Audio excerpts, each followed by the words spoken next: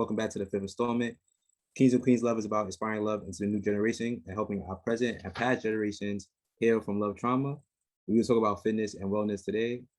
I wanted to bring fitness, I wanted to bring these amazing health and wellness experts together to share some of their insights with the audience about the ways to improve their health and misconceptions about working out. I believe fitness is not only a key to your physical health, but to your mental and emotional state as well. A gateway to change and a habits to fall in love with. Fitness is about becoming the best version of yourself physically, not only physically, but also mentally and emotionally. I have some amazing panelists here today. Also would like to introduce them. We have Ja, CEO and founder of JTW Fit, our Harlem Kettlebell Club. We have Ayana Frierson, yoga pioneer, professional yoga trainer. Tanisha Lewis, fitness enthusiast. Nicole Chapman, owner of Nick Coalition and the Fit Coalition. Hollywood, owner of YKTV Fitness and owner of the Mixtape Bootcamp. And Nicole Taylor, NPC competitor. So I'd like to, welcome you all today. This is gonna be amazing panelists. Especially, everyone who's here today has been, phenomenal in their fitness and wellness journey. So yeah, I would clap it up for you guys, but clearly I clap it up for you right here.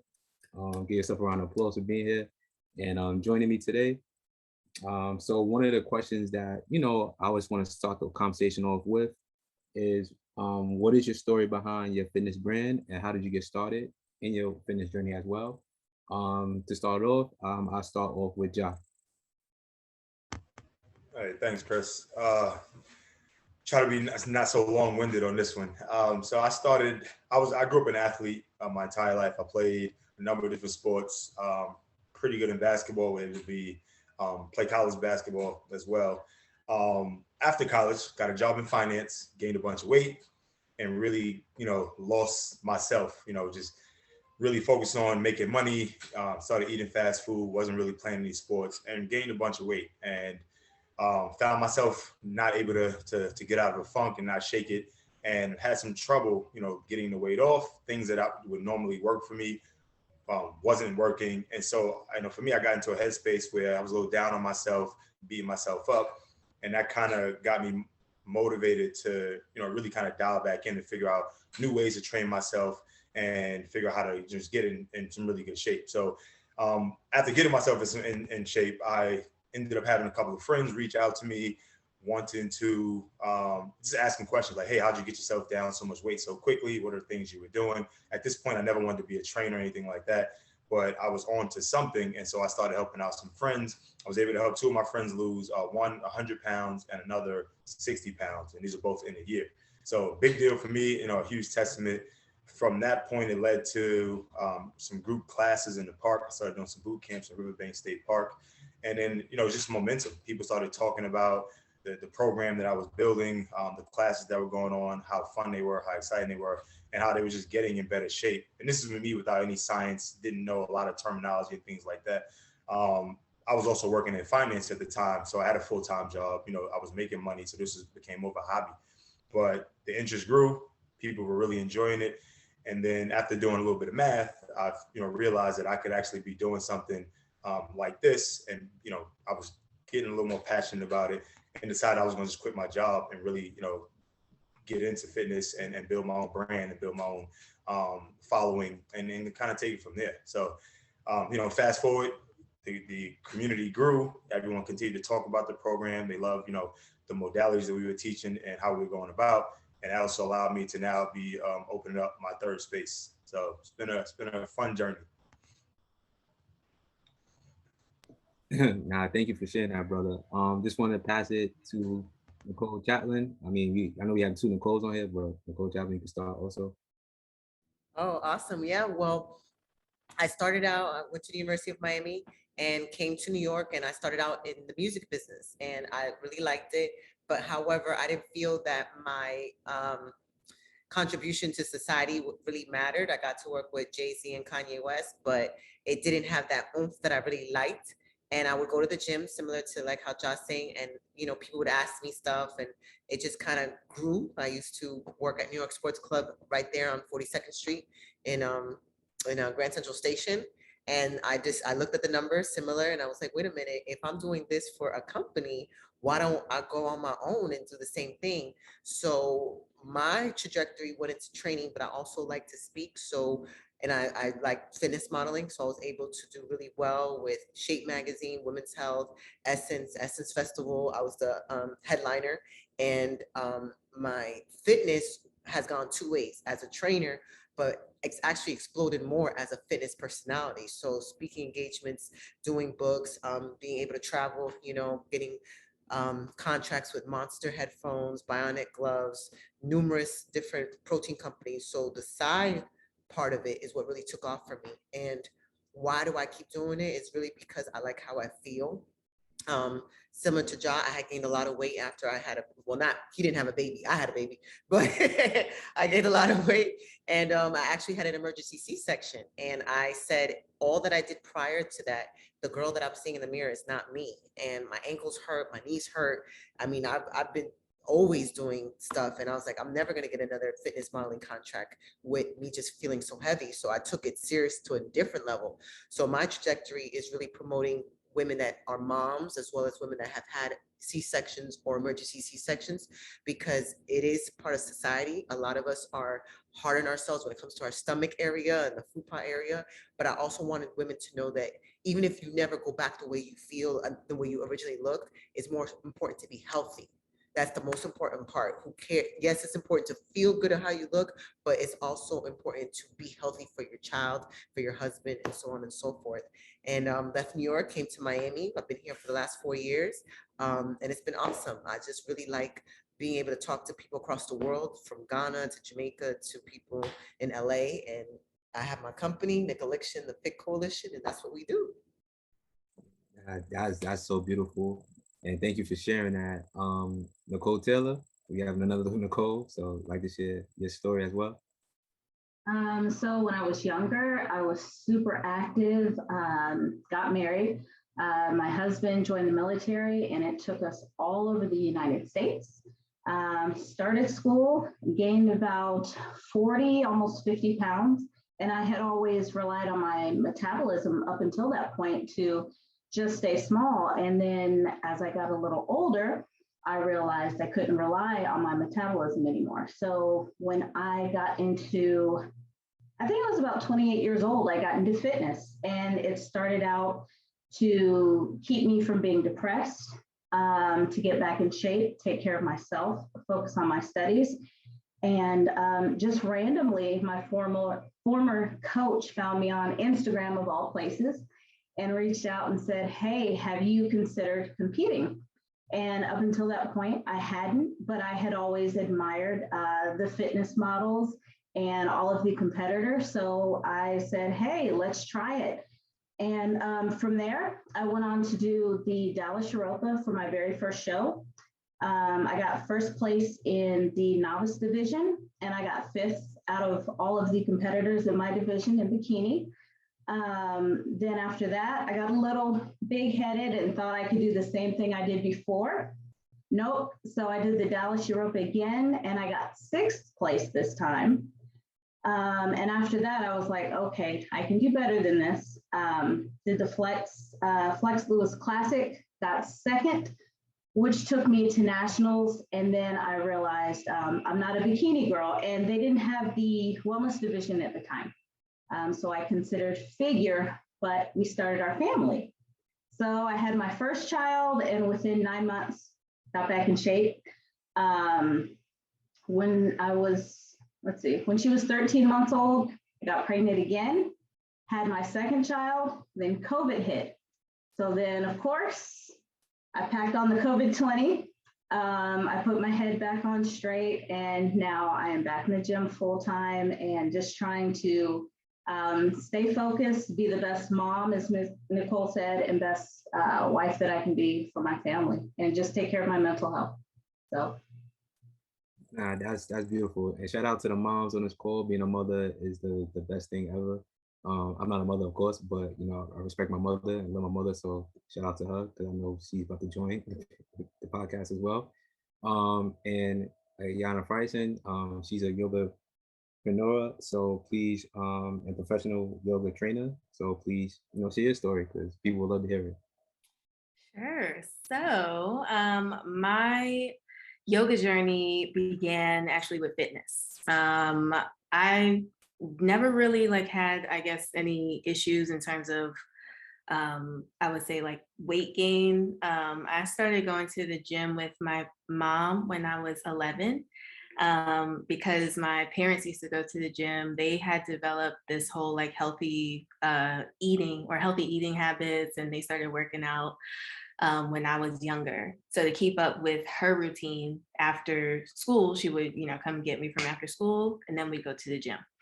And then, come home. So, so then that habit kind of like carried through with me. I would go to the gym here and there when I was in middle school and high school, and even in college. Sometimes I'd just be bored and I'm like, I'll go to the gym. And then I graduated, and I, was living with my brother in his basement for about a year and change. And then once I moved out, I was like, all right, well, I'm gonna go, I'm gonna get a, fitness membership. I had moved to Harlem, and really the motivation behind going to the gym at that point was strictly health concerns. My mom had been diagnosed with cancer my senior year of college. So that health became like a very, I guess, important thing, right, to always keep in mind, even though it wasn't anything I would say that was particularly her fault. It was just always like, just make sure you take care of yourself.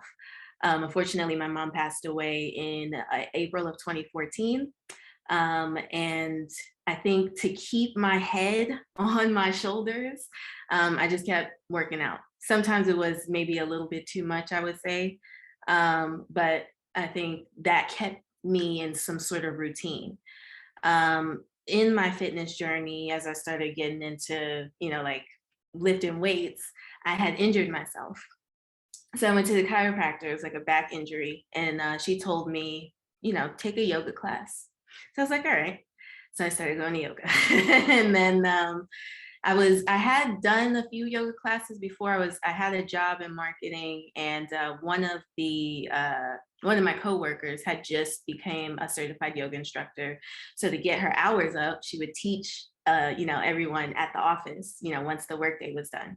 So I was doing that. I was, also using that to make friends. But then once I got injured, I just kept going. There's a studio up on, I think it was 145th and Broadway, if you guys are familiar, people from Harlem. And they were offering free beginner classes. So I was like, all right, so I'm gonna go, right? So I was doing that, but then I just kept going so much. The instructor had actually suggested that I move up another level. And then, from there, it kind of just took off. I noticed that mainly yoga was helping me deal with my grief from losing my mom. And then it was also helping me in work. I was in these like very high stressful in work environments, and holding manager positions.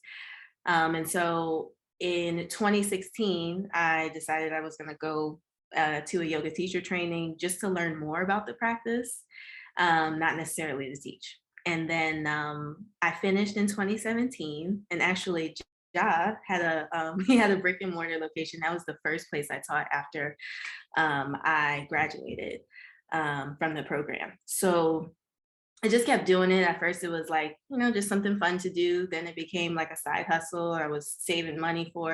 And the next thing I know, I was like, well, I'm going to continue doing this. I quit my job, which was at ESPN. And sometimes I still get a little bit of grief from it from my family, but it's all good. So I left there. The following year, I went to India to learn even more. I stayed there for a month and did another training. And then when I came back, it was really like off to the races. And before the pandemic, I was teaching at 3 different studios, including Exhale, One Yoga for All, which is in the Bronx, and Yo Yoga, which was sort of in the downtown, like Upper East Side area. And then was, doing some other things here and there. Once the pandemic hit and we were locked down, I really started leaning into these corporate audiences, especially too because people were working from home and they found themselves very stressed out, always feeling like they had to always be on. Sort of this idea of like having a break didn't exist anymore because, well, you're working from home. So what do you have to take a break from? Right.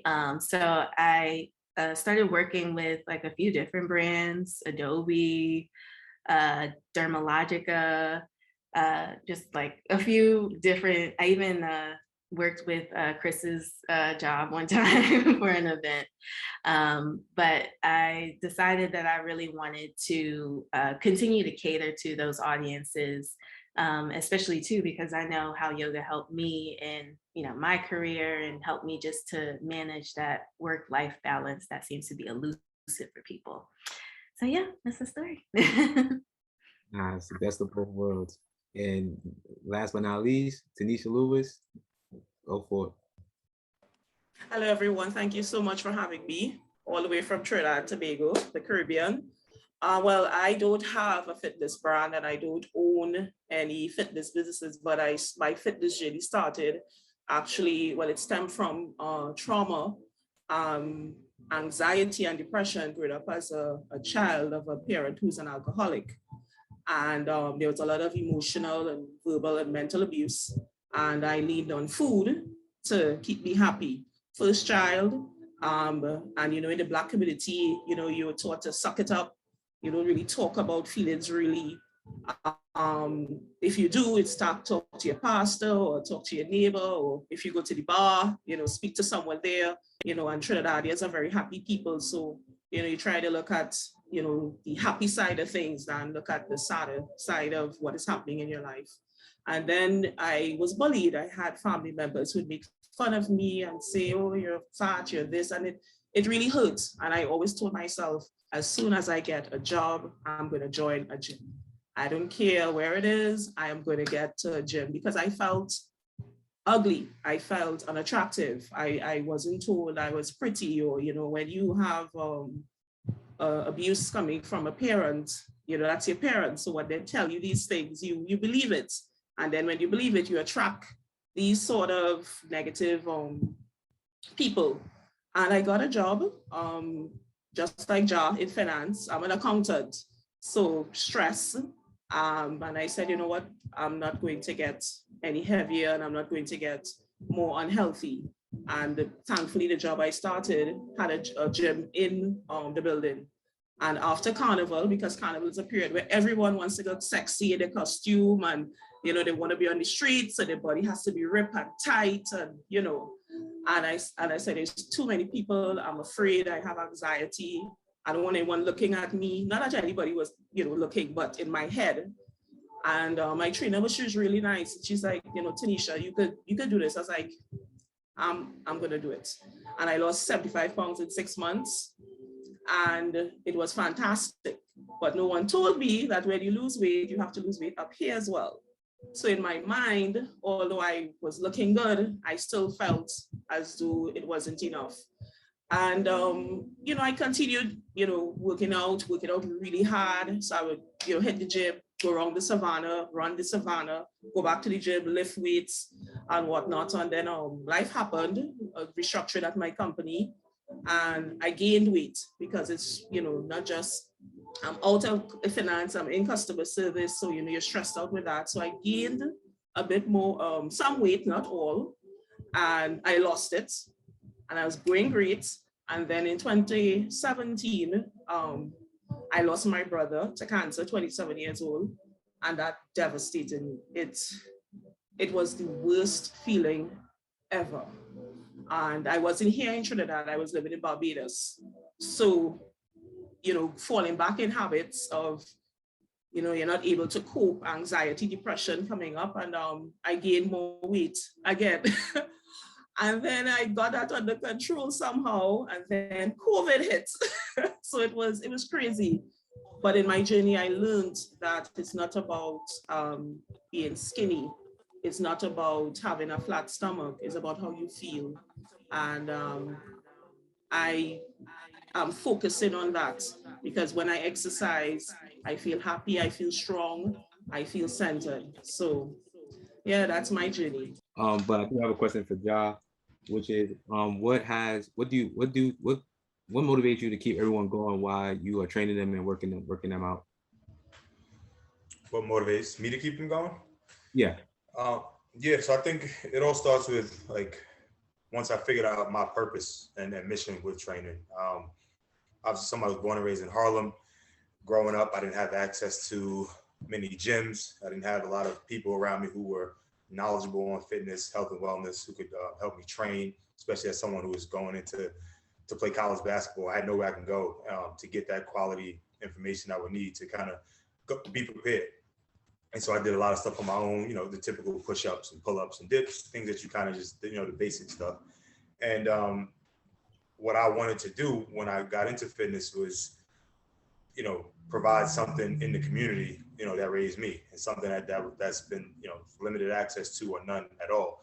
And so I wanted to have my program be for anyone, but specifically for people of color, and giving us a chance to just get out of these cycles that we go through, and thinking that health and wellness is not going to be, it's not a priority for us. It's not something that's attainable for us or accessible for us. The other part of it is just making sure that things that I'm doing are affordable as well. Not having to choose between a meal or taking your kids out or something like that versus training. I think that, you should be able to do all of that at the same time, because, health is important to living for longevity and being able to have all these opportunities, with your kids and with your family and friends. So, I think what kept me going is once I found my purpose, and then having people kind of follow and be guided by that and really support and love, what the mission was. So every day that, that I wake up, I feel like I have something, a purpose for myself, but also I have people that are leaning on me and relying on me. And again, they really love, what we're trying to get done here. So, and I put a lot of pressure on myself, but it makes it fun, to wake up and have a new challenge for myself and really push myself to be a better coach, to be a better person. Because who am I to kind of push people to do well if I'm not, someone they can lean on and follow after. Now that's amazing, bro. And like I said, I've taken your classes, so you definitely have motivated me and pushed me in terms of like just better mentalness and better wellness. And speaking of wellness, Ayana, can you share with some of us some of the tips about wellness and how you built your relationships with your clients? Well, that's a mouthful, I would say. Wellness tips that have worked for me are having a routine, really. And it really just depends too, if I could take a step back on what you consider to be wellness, because there's a lot of different things that that fall into, this bucket of wellness. So working out could be how you, keep yourself well. Maybe it's listening to music. Maybe it's just going for a walk, right? So there's a few different things that you can do. I think if you look at maybe what's being portrayed in media, social media, what have you, that have you thinking that wellness and self-care could just be something for women, and that's really just consisting of getting your hair done and getting your nails done, right? But it's way more than that. It's literally what makes you, I would say, feel safe, and makes you feel healthy and literally well, instead of maybe insane or about to, dive off the edge. So that's, I would say, where yoga comes in for me, because that was a way for me to keep sane and healthy. And working out too was definitely a part of that, but yoga more so. And so some tips, like I was saying before, identifying what that is that makes you feel comfortable, that makes you feel sane, that makes you feel safe, that allows you to continue through the day, and to actually function. You may not function at your highest level, but just being able to have a sense of self. So identifying what those things are for you and then creating a routine out of it.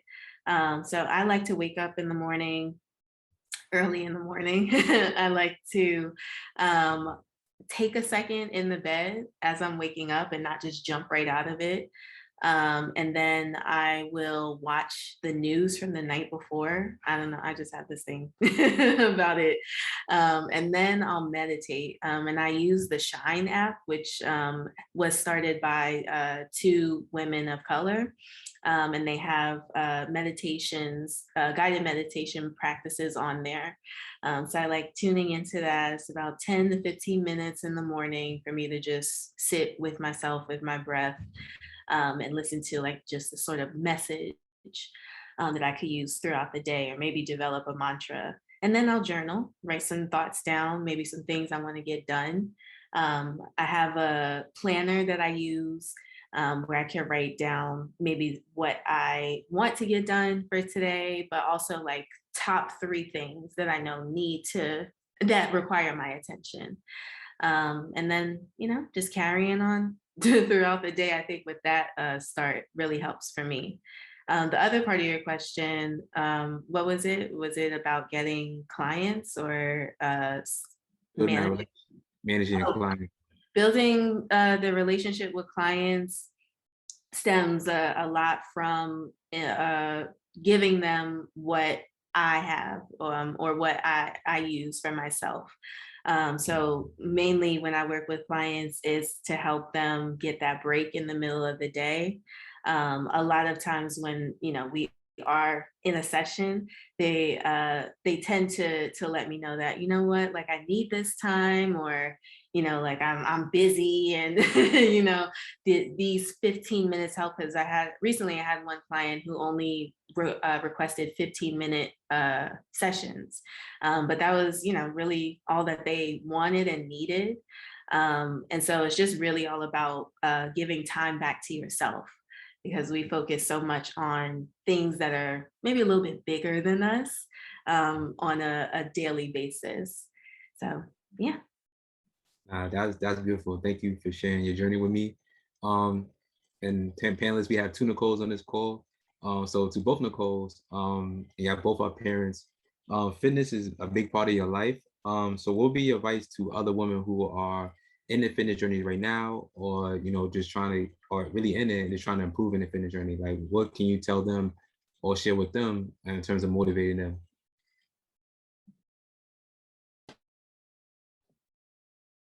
Okay, I'll go first. Okay, so as a mom of emergency C-section mom, it's a different dynamic because an emergency C-section is not something that's planned. So your whole mental kind of changes.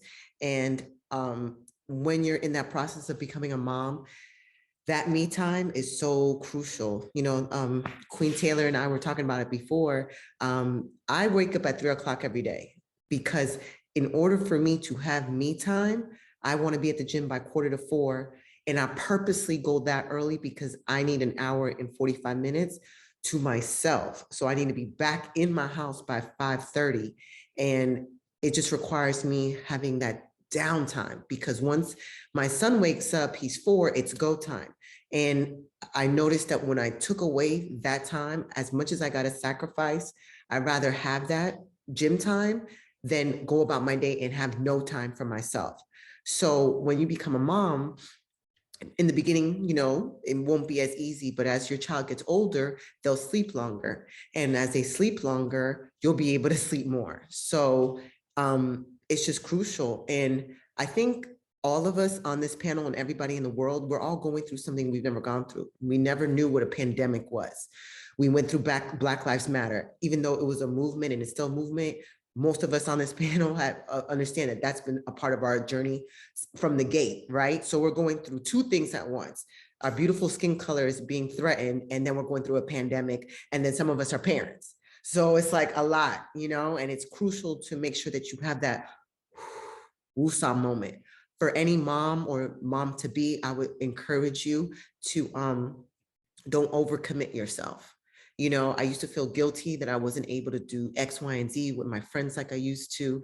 And it started making me feel bad because I was the go girl and I, show up to your event, especially in New York. Everybody got an event. I'm going to your event, girl. I'm gonna be there. You know what I'm saying? So-and-so got an event. But when you're a parent, you're only one person. So being a parent, you want to also remember it's okay to say no. You know, I think all of us, it's okay to say no, because if we say no, we're also saying yes to us, you know? And for us that give our time to other people, it's a lot that you pour into a client, you know? I always say I'm half therapist, half trainer, because a lot of our sessions, they're talking through it. I'm a stickler, Chris knows, I'm gonna make you do those push-ups, but I'll let you also vent about your day at the same time. You know, you're gonna do these push-ups though. Tell me about your husband, but get these 10 in, you know? So you're pouring out a lot of you into your clients. You got to make sure you pour back into yourself. And when you're a parent, you have to find that time, you know? But it's an amazing journey. You know, it's an amazing journey to give life. And, you know, you bring a person into this world. You carry them for 9-10 months and they look at you and they look just like you. So I just love it. I love it. And I'm gonna kick it off to Queen Taylor because I'm a mama one, she's a mama too. So her story is probably even more crucial than my story. No, your story is amazing. And I can second absolutely everything you said, because when I had my first, I had both girls naturally. I had my first, and I had literally stepped off national stage, and 4 weeks later I was pregnant. So I went from that to being pregnant. So usually in off season, I may have maybe an extra 10 pounds, and you know, that was my off season weight. So with my first child, I gained 30 pounds. So that was a big game changer for me. So I had to learn to put myself first and make that time for me, just like Nicole said. If you can't make time for yourself and love yourself as you are, through weight gain of any kind, you become a little resentful and resistant to changes that occur in your outside life as well as within yourself. And as a mom, you have to also learn to just have grace with yourself. And like Nicole said, say no. Sometimes you have to say no because you are saying yes to yourself and your mental health. As a parent and, you know, going through a fitness journey, your mental health is number one. I don't care what anyone says. You can have a six pack, you can have, you know, biceps and pecs and a body out of this world. But if your head is not right, then it's a waste. It is a huge waste. You'll drive yourself crazy. You will, especially anyone who wants to compete or have that look. Just make sure if you have a specific look you want, don't model your body after someone else that you saw on Instagram. Be the best version of yourself before anything else, because you're not going to look like, I'm not going to look like Nicole, and Nicole's not going to look like me. I have to remember, I'm not going to be that Instagram model. I'm going to be Nicole, and I will be the best version of Nicole. So focus on yourself, focus on your mental health, and always take time for yourself. That is number one. Thank you both for sharing that. And it brings me to another point that I know Tanisha was talking about earlier, what insecurities. And I wanted to ask Tanisha, you know, how do you deal with insecurities when you first go into the gym, especially, you know, as anybody, you know, you go to the gym, maybe, you know, you're a little overweight, maybe you haven't worked out in a year or two, something that, you know, I dealt with, like, you know, you may miss, you know, 6 months and, you know, you feel like, oh, you know, you're not working out as much, you're not going for walks. So Tanisha, can you speak about that? Like, how do you deal with insecurity going to the gym? You know, I know some women also speak about, you know, they feel like men are always looking at them in the gym. You have to kind of block that out. So can you speak about that and how, you know, you can motivate others to, you know, block those insecurities out while you're in the gym? Sure, Christopher. Well, for me, I always believe you have to find your tribe. You have to find someone, just like everything in life, I think like everybody, you have to find people who get you, who understand you, who are empathetic, who are going to give you grace. They're not going to be easy on you because they want you to get healthy, to do those push-ups, as Nicole Chaplin says. You know, you have to do the work, but you need someone who understands you. And fortunately, my trainer, she understood my background, and I was able to open up to her and let her know that, you know, I rely on food for comfort. My father is a full-blown alcoholic. I was told that I wasn't beautiful. I was, you know, I just poured myself out. And she was like a therapist, as Nico Chaplin says. I agreed with her. You're like, you're a therapist to your clients. And it's not, you know, oh my goodness, Debbie Downer, but she told me she was so happy that her clients are honest with her, so she can be a better trainer, because what will work for me is not going to work with someone else. So she was like, you know, don't worry about it. No one is going to make you feel bad. I'm going to ensure that you are welcome. And they did welcome me. They did cheer me on. It was completely opposite from what I had in my family circle, in my friend circle. And she said, it doesn't matter if you're 200 pounds or 20 pounds, we're going to get you healthy. We're going to get you to the point that you need to be at. So for me, I would say, make sure you find a trainer, make sure you find a support group, make sure you find people who are going to understand you, hold you accountable at the same time, and not going to shame you, because we are all going through something. Also, too, I believe, too, for me, when I wear my best exercise clothes, I feel great. So I would say dress up, you know, wear something nice, wear your favorite color, you know, put your hair up, you know, just go in with a mindset that I'm going to kill it. And not every day, you know, you're going to give 100%, but maybe I could give 90, maybe I could give 80, maybe I could give 85. So it's all about you having grace. It's all about you looking good. It does not matter what size you are, look good. Go in with that mindset that you're going to give your best, and ensure that you have a trainer and a group that they're going to support you while holding you accountable. Nah, thank you for sharing that. That's really, you know, empowering and powerful. That's a powerful message. But I think that we all have someone that, you know, have an accountability partner. And I think that's, you know, very important. I know each one of us in here have had an accountability partner at one point, or now we're accountability partner for someone else. And I think that's, you know, empowering. And then speaking to that, I know one of Ja's pillars and, you know, his thing is empowering people. So just want to speak to Ja about like, how do you know, the person's ability is to empower someone. How do you feel like you empower people to stay in shape or to, you know, to get into shape? What are some things that you could say to speak on to that? Yeah, I mean, I think so. For me, it's all about confidence and instilling confidence before we even get into reps and sets and talking about any of that stuff. You know, why are you here? What are you trying to get out of this? And like, what can I do to make sure that you stay on course, you trust the process, and obviously just kind of, you know, stick through even when some adversity hits. So, you know, I think I do a really good job of instilling confidence and making people feel comfortable in the space, making them feel confident, making them feel wanted, you know, hearing out what they're looking for, you know. And I push people. Everybody knows, you know, I laugh and joke, but I mean business. You know, all my clients are super strong. They lift, they do everything, but it's about how you talk to them. You know, I don't take myself too seriously. I'm serious about what I do, but I go into it. We laugh, we joke, and we lift, and we make it, you know, a fun environment where you don't feel like it's a burden. You don't feel like, oh my God, I have to go here again today. There's none of that happening, you know. And then we talk about as a community, you feel like, you know, I've created a community where everyone enjoys being around each other. So not only am I going to work out, it's like, hey, I'm going to see my friend. We're going to hang out. We're going to do a couple weights, and we might go out after. You know, when you can get people to not think about the exercise, that's a game changer as well. It becomes a part of their lifestyle, it's habit, there's routine there. And once you have a community of people who you know are not necessarily there for the same goals, but just love being in that space, you know, it's something you can't really beat. And so I think it all starts with just making people feel really comfortable before anything else. You know, I think as a lot of coaches, not a lot, but some coaches, they take their jobs too seriously and they forget about the person in front of them. You know, science is cool, right? But a lot of that stuff doesn't necessarily matter to the person that's trying to work out. They trust in you, they rely on you already.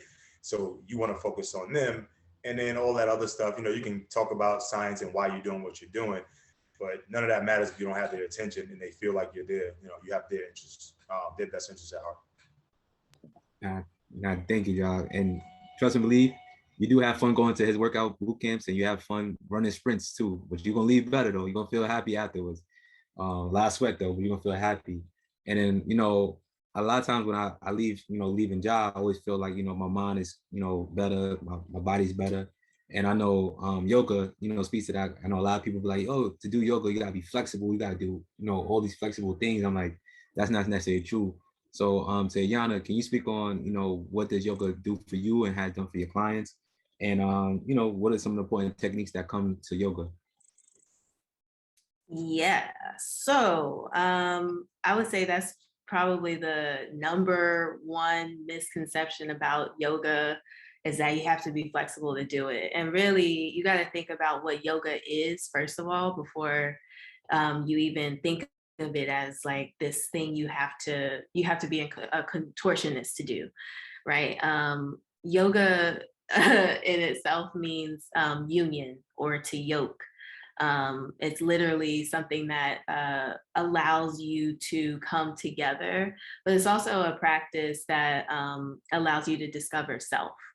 And so it's not just this thing where you're on your yoga mat and you're about to get into a handstand and plop down into a split. Again, I think that's more so influenced by what I think I'm going to call people yoga purists. What they would call is westernization of the physical yoga practice. So yoga was developed on the Eastern hemisphere of the world, but once it made its way here in the late 1800s, going into 1900s, it became this fitness type of aerobics type class. And so that's a lot of what you see now in the media and in advertisement. Anytime you see a yoga depicted in advertisement, it's somebody, doing some fancy yoga move.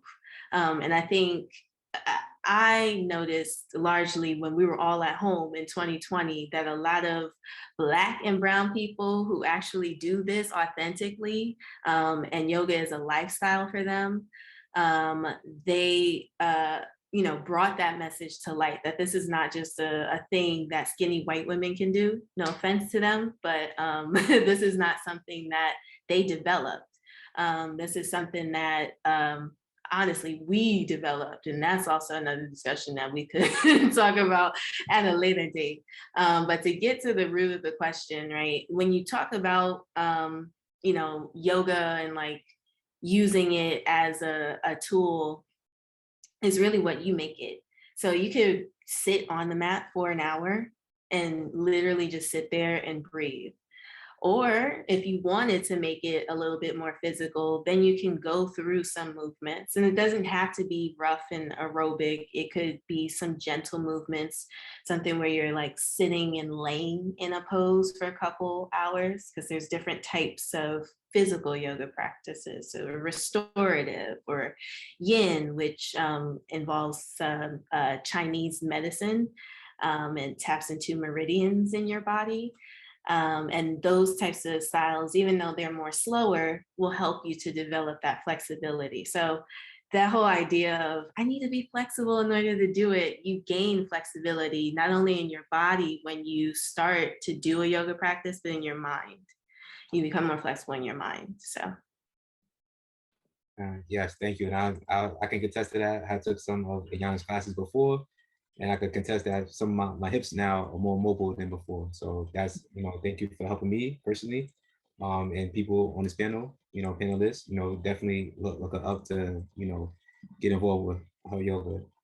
Speaking with that, one thing I like to speak about and hear from you, the panelists, about is, especially with the last 2 years, nutrition has been like one of the main things that people deal with. You're at home most of the time. If you work from home, you don't get a chance to walk. Some of the snacks that might be in your kitchen is easy to walk to, accessible. Some people like to eat late at night. So if, and then, people have different methods, like maybe vegan, maybe you just only eat fish.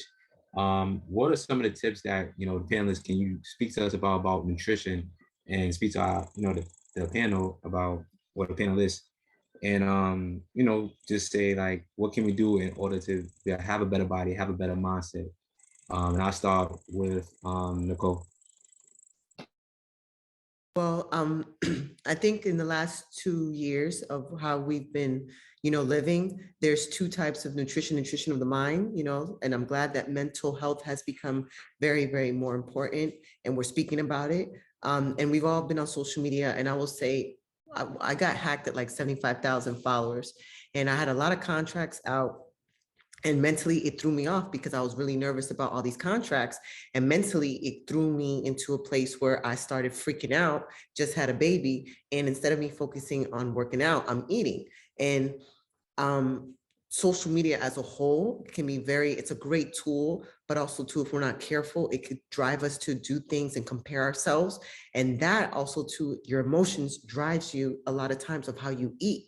So like Tanisha was saying, she was going through a hard time. She went to food, I've done that before. So being mindful of what we're allowing in our heads, because it does affect our outside, I would say first and foremost.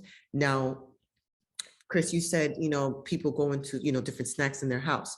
I think if you don't buy it, you can't get to it. So you can't snack on something that's not in your kitchen. And I think we trick ourselves, but the cookie jar, but there wouldn't be nothing in the cookie jar if you didn't go buy the cookies. I mean, I know it sounds like such a, not a groundbreaking thing, but it's really true. And I always tell my clients, stay on the outskirts of the grocery store. Most of the items that you need are on the out perimeter. Most of the fruits and vegetables are on the outside. Very rarely do you find fruits and vegetables in the center of the grocery store. They're normally on the outside. So you want to try to shop on the outside. You may need your pasta or your quinoa and whatnot, that's going to be on the center. But for the most part, everything you need is going to be on that outskirt. And when you're thinking about nutrition, think about, how is this going to affect me afterwards? I think that to myself. If I go to Dunkin' Donuts, or if I go to the bodega and I get a croissant or whatever, how am I going to feel afterwards? A lot of times when I have my time of the month, I go through a sugar craving.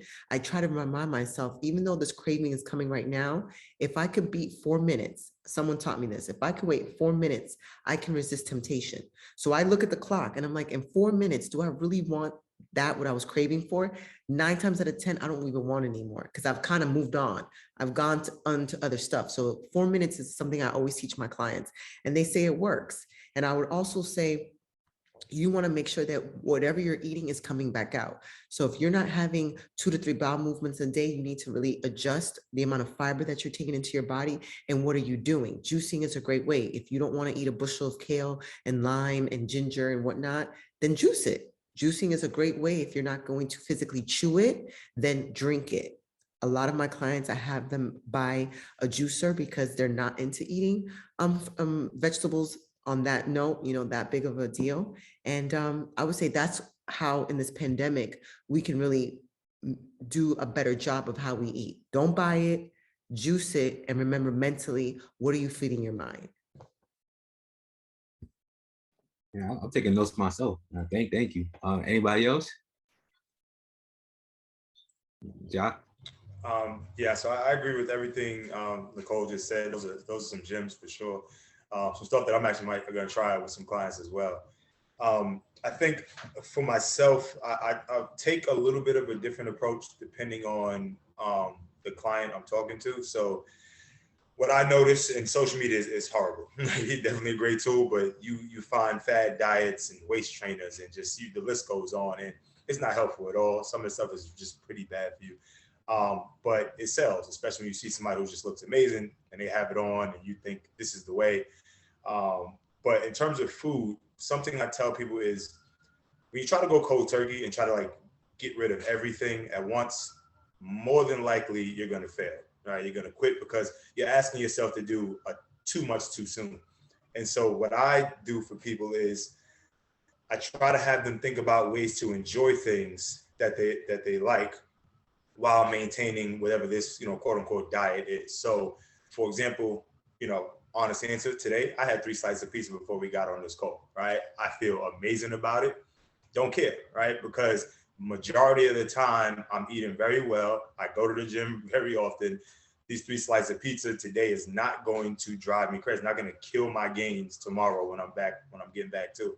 So I think that we need to allow people to kind of just figure out a better relationship with food, figure out how to incorporate some things, into their diet that they really enjoy, because I really think that that's where you stay consistent. If I could figure out, for example, if I'm supposed to have 2,000 calories for the day and I really want this donut that's 300 calories, I can potentially have that donut, still get the extra 1,700 calories, and still be right where I need to be. And so when they can fathom that and figure that out, it's easier to enjoy things. You're less likely to again go off the cliff, and it becomes more fun. Now you get to kind of figure out ways to eat it and have things you enjoy.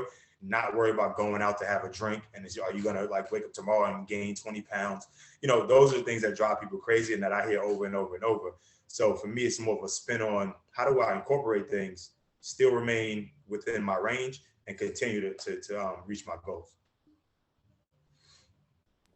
Y'all dropping some gems today. Tanisha? I just wanted to piggyback off of what Josh said. West Indian food is really good. Trinidad has so much of great food, and you have to, my thing is that you have to find the ways to make it healthy, to make it you're not going to shame yourself and put yourself in a guilt trip, because I went that route and it did not work. I failed completely. So it's all about having grace. It's balance. Everything in life is balance. And I realized my job is demanding as an accountant, and I recently opened my bookkeeping and consulting business. It takes a toll, it demands, it takes a lot. I'm also studying. So it's a lot, and I give kudos to moms, because I don't know how y'all do it. But yeah, because I sometimes don't know where the day goes at times, but it's not a matter of guilting yourself. It's just finding creative ways, healthier ways of having your food. I mean, I'm a Caribbean girl and I love my Caribbean food, and you just have to find a way to make it healthy, enjoy it in moderation, and have that grace as well with yourself. Queen T? So I agree with absolutely everything everyone has said. And like Ja, I will devour my donut if it fits into my macros, or I'm super active that day, like leg day.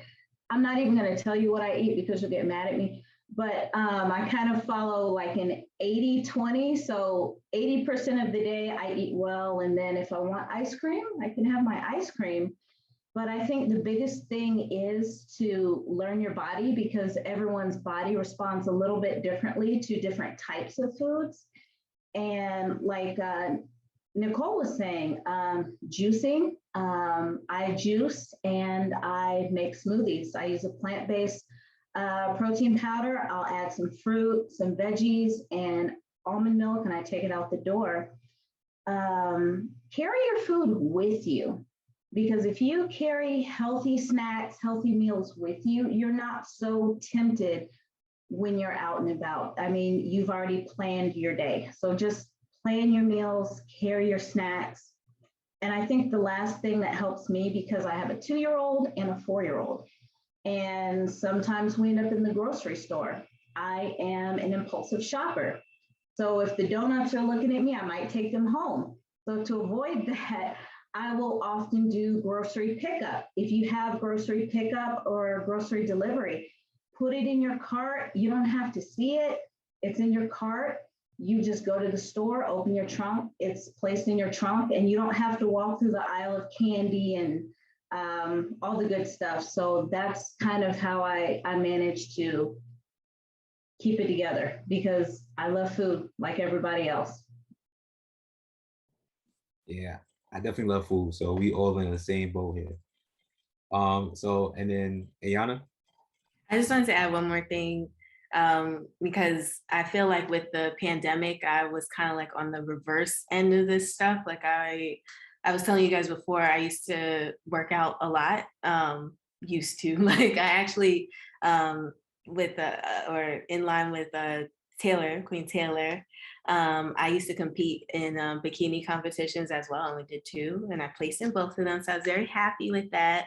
And I thought I was going to continue on with it, but it is actually very challenging in the sense that I knew I was being like very extreme in terms of diet, and I kept on with that routine for a while too.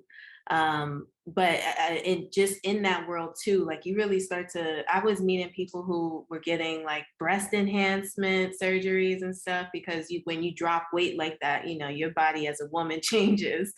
And I was like, before I get too sucked into this, let me just take a step back.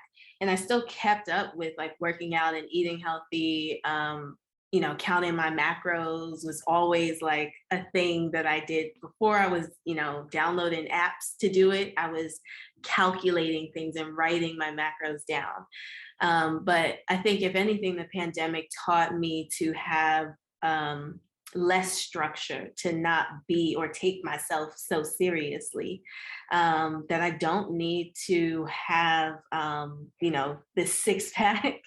And I did it for a while. So I'm kind of like on like a reverse journey, but learning to accept my body either way.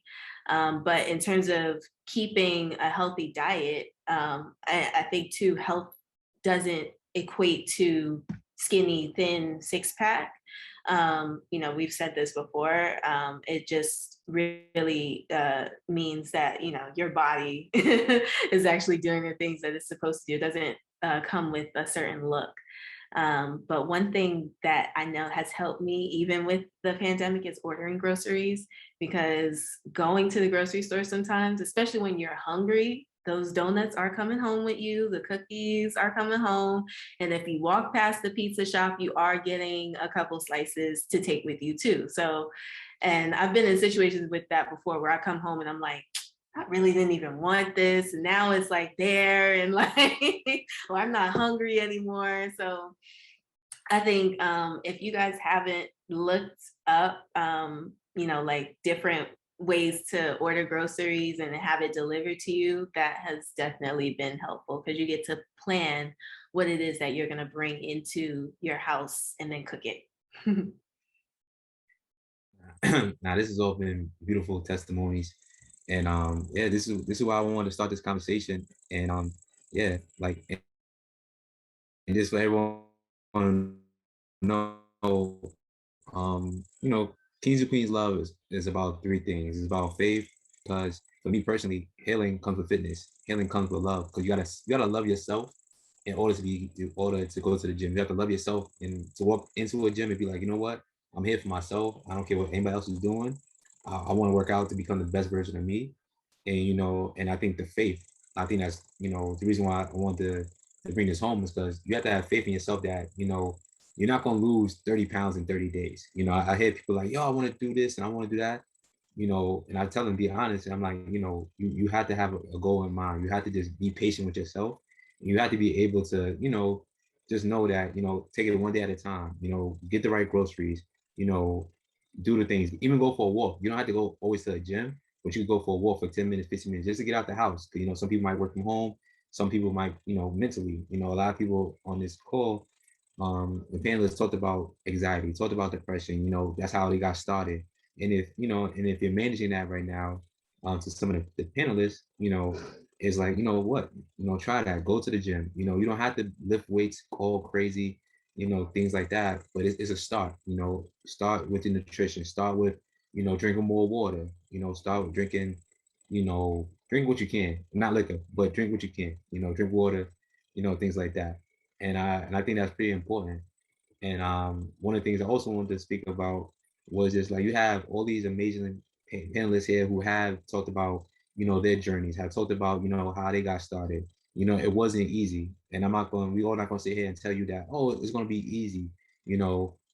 Josh's testimony, Tanisha's testimony, Nicole's testimony, Ayana's testimony. Like, we all have personal different experiences that, that got us started. And I think that's, pretty important to know why you got started, why you go to the gym. And if you have a trainer, that's okay. There's nothing wrong with that. Like, you need someone that is an expert in a field. We all experts in some type of field. We all have that potential. So I just wanted to, let people know that. And then also, one of the last question I wanted to ask is, what would you, tell the panelists, and especially what would you tell yourself about fitness, about nutrition? What are some things that you would tell your younger self that, about getting started and about, completing this journey, even though we're still going right now, but what are some of the things that you would like to share with the panel and the panelists? And I'll start with John. Yeah, I think starting out, one of the main things, I talked about this the other day with a couple of clients, but like figuring out, so consistency is a big thing, right? And what does that mean, right? It's a little bit different for everyone. And so you need to figure out what can you actually be consistent at and for how long. So if 2 days of working out and 2 salads for that week is consistency for you, then let it be that, right? And that's just what it is. Because if it's something you can mark off and say that you set a goal and you did it, then you're more likely, all right, that was fine. Let me maybe add in 1 more day or 1 more salad, right? And see yourself do that, right? So when you give yourself goals that you can achieve, it's right, that's consistency, you build habit, and you actually feel good about the process, right? Now, like you talked about losing 30 pounds in 30 days, probably not happening, right? But let's just say you wanted to. Okay, well, we need to break this down. What are we doing in the first week? Let's really get micro with it and figure out, well, what can I achieve in the next couple of days to get me towards where I'm trying to go? Because I think we all get into a point where we're so caught on the big picture that we forget about all those little details, right? Things that have to match up every single day and every week that's going to get us from point A to point B. So, figuring out what consistency is and start really small, like literally find something that you know for a fact that you can get done, and then gradually just add a little bit more, whether it be 20 minutes in the gym, that becomes 25. I think those consistencies, even for myself, like, starting this year off, I didn't feel like working out at all, So I was like, you know what? I'm going to go to the gym today. I got 20, 30 minutes. All right, today I got 20, 30 minutes. The next day I got about 20, 30 minutes. But those small, short workouts actually ended up being really effective. I had fun with them, and I was out the door and I was able to go do some other stuff, and now that's some balance and that's a little more consistency for me. And then gradually I'm getting back into the swing of things. I'm getting back into the hour and a half, probably no more than that. But, just give yourself a little bit of grace, take it nice and slow. Again, just check it off and then gradually build and add. And like next thing you know, you're a gym guru, you're killing it, everything's coming together. I can promise that. Ja Gyms. That's his new name, Ja Gyms. We're gonna call it that from now on. Tanisha? Sure. So the question is what I would tell my younger self. That was the question, right? Sure. Oh, I would tell her that you don't have to be 120 pounds, because I am naturally, the body I have is what a lot of women are going to the plastic surgeons for. And had someone told me back then that when I look back at pictures, like you weren't fat, you were thick, you were active, you were fine. What the hell were you thinking? What the hell was wrong with you? So I would tell my younger self, have grace, and you're not ugly. And those people who said those things to you, they were broken. They were coming from a place of hurt. Hurt people hurt. And that fitness and wellness is not about a look. And you don't look at other places, because that's what I used to do. I used to compare myself to my younger sister, to my cousins. And when it's carnival, I'm like, my gosh, her body is slamming, and you just go into that, and then social media makes it worse. So don't do that. Don't compare. You work with what you have. Set goals for yourself. As Jas said, that's what I started doing. I started going to the gym 3 times a week, and my trainer said, okay, you're doing great. Go about 4 times a week. And we started lifting weights, and just bit by bit, it all came together. And I'll also tell people, work on your mental health. Therapy too is important. Making sure that, because when you lose that weight physically, a lot of people still struggle because they still have that mental and emotional weight. So I'll tell my younger self, work on that. And it will all come together. No matter how bad things are, eventually they're going to get better. It's not the end of the world. You're not going to stay in that dark place, but that's what I'll tell my younger self. It's going to get better.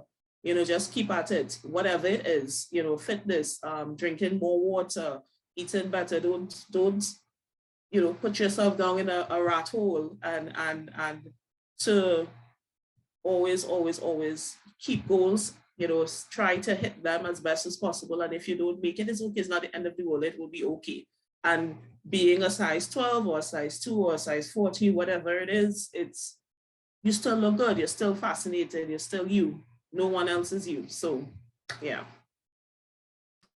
That's a beautiful testimony, and I think that's I know I'm gonna pass it to someone else, but I want to speak on that because I know a lot of women that I know who are a little bit fluffy, a little bit bigger.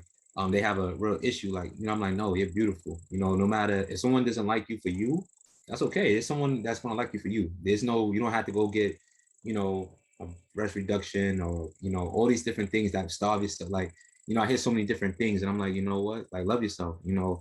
Like if you work out, if you keep doing what you're gonna do, if you eat right, those things, those pounds are gonna lose itself. You don't have to go to the extreme.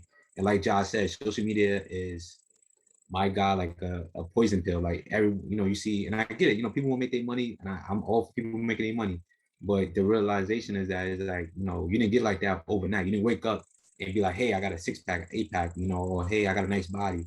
There's work in that. Now that's why, I love, both Nicole's and Ayana and Ja, because y'all show the work to people that like, listen, there's a process to this. This is something that's even to yourself. I think it's very beautiful sharing this with us because I think that people need to know, what, like it's okay. I'm gonna be okay. I have a body. Now it's just how to improve my body. So I just want to share that with you. I love you already. Yeah, it's not it's not linear. It's not linear. It's an up and down, valleys and hills, right, left, all over. It's not linear. Yes, no, absolutely. And just let people know, you're gonna have ups and down days. It's not gonna be every day. It's gonna be all sunshine and things like that. But if you stay consistent with yourself, like Josh said, and everybody's been speaking on this panel for the last hour, consistency is key. And I want to go to Queen T, to share what she said to herself.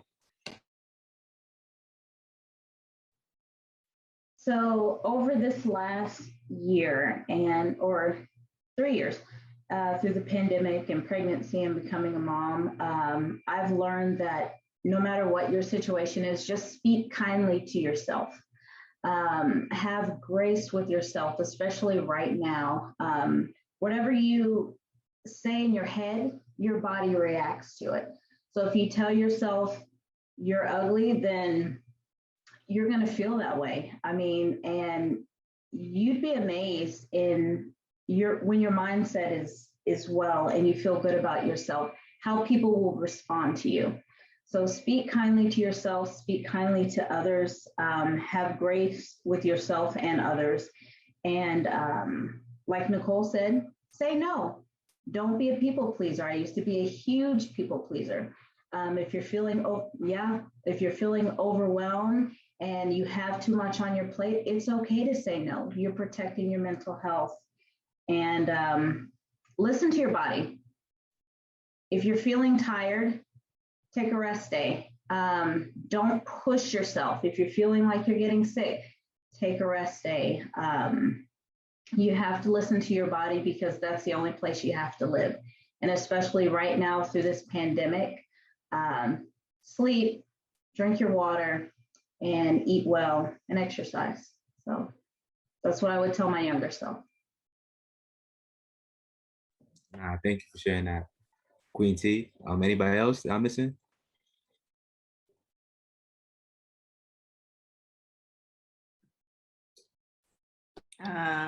I'll add something.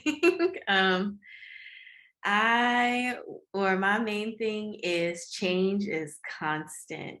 It was definitely something I would tell my younger self, just because I think that's always been a theme for me ever since when I was younger, I was living in Brooklyn. I was born in Brooklyn, and I moved to North Carolina when I was 11. And that was a big shift for me, culturally, in a sense. That was like, it took me a while to adjust from being, close to family and friends and people who look like me to then truly being a minority. And then, growing up and then growing through that, and then, just throwing myself into change. I then, went to a different college, like out of state, and then I moved to New York, and now I'm back in Brooklyn. But through that, each stage of my life, and then in fitness and wellness in general, change has always been a thing for me to be able to, I guess, cope with. And at a certain point, I just realized that you can never sort of get on top of something, right? Or you can't anticipate something. Some things are just going to happen and they're out of your control. And along with that, one thing that I'm really trying to work on is not having expectations, specifically for the day, just allowing yourself to experience the day. I used to, try and speak or manifest onto myself, I'm gonna have a great day today. And it's fine to tell yourself you're gonna have a good day, but what if you don't? Then what? Then you're just gonna be like, or what if one little thing happens and that throws you off of the day? Right? Then what? Then you're just like, oh, this day is terrible. No, things happen. But if you're open to the idea of experiencing the day and not necessarily thinking that it's going to be sunshines and rainbows and knowing that change is a constant thing, then maybe, just maybe, life could be a little bit more manageable, I'll say. So that's my main thing that I would try to express to my younger self and the other people. Thank you for sharing that. And I just say for myself, I would say, just be patient with yourself. I think that's, my younger self and just even now, just be patient with yourself. Know that, everything's gonna work itself out. Just keep your habits, keep going, keep being yourself. And I think that's, like your shirt says, laugh more. So I think that's even cool. Sometimes you gotta laugh, sometimes you gotta get that extra sleep. Sometimes, Nicole, she has a Jamaican colors in the back. Sometimes you gotta do a little soca, play some music. Tanisha, you in Trinidad, you already know how the carnivals. It's supposed to be next month, but that's a whole different story. But and Ja, like I said, I look for every time I wake up. I look for inspiration to Ja and his kettlebells. Because I think that's I think what he does is really amazing. And everyone here, Nicole, I've been following her for years on social media, and I think that the transformation of everybody is so beautiful, which goes back to, what Kings and Queens Love is about. It's about transformation. It's about love, faith, and healing. And also, next month, we're going to have mental health professionals come in. The next, webinar is going to be about, what is love? And also a twist to where it would be like, oh, what is dating versus reality versus, real life? People have, have different ideas of what love is, different ideas what dating is, and what courting is. So we're going to have a whole series about that. Have a lot of great professionals coming in to speak about that. So yeah, be on the lookout for that. And I just want to thank everyone for joining us today. And before we leave out, I really want everyone on our panelists to, let everyone know where they can find you at. Where they could, because I know Nicole, you in Miami, Ja, you in Harlem, in New York, and pretty much everywhere. But all these people do virtual stuff. They do virtual. They can help you virtual. Trust me, I'm on it. I know. So please, starting with Tanisha. I know more people want to hear your story. So just starting with Tanisha, let people know where they can find you at, with your information, and what you're all about. Okay, well, anyone can find me on Instagram, Tanisha L5. I could probably put it in the chat, Tanisha L5. You all could find me there. I'm not really a Facebook person. I'm trying to wrap my head around social media because I'm not a fan of it. It's good, but I'm not the typical millennial. It's just too much toxicity, but they can find me there. And yeah, I can also, leave my Gmail, tanisha.lewis3010@gmail.com. I could also leave it in the chat. So anyone, feel free to reach me there.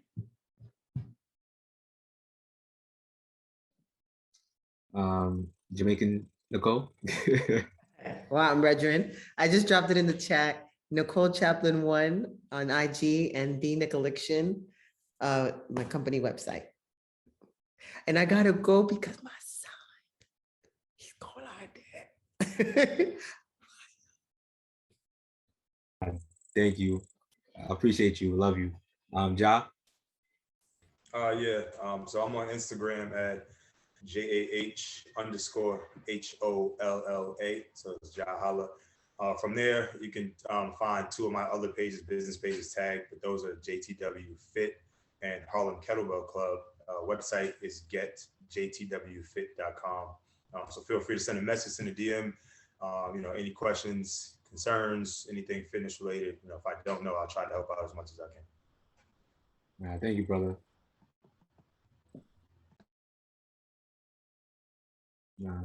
Thank you, Ayana. So I placed it in the chat. You can find me on Instagram at Ayana Knows Well. And if you have any inquiries, you want to work with me, corporate level or maybe private session one-on-one, you can go to my website. It's my name, ayanafryerson.com. So yeah. Thank you for sharing that. And last but not least, Queen T.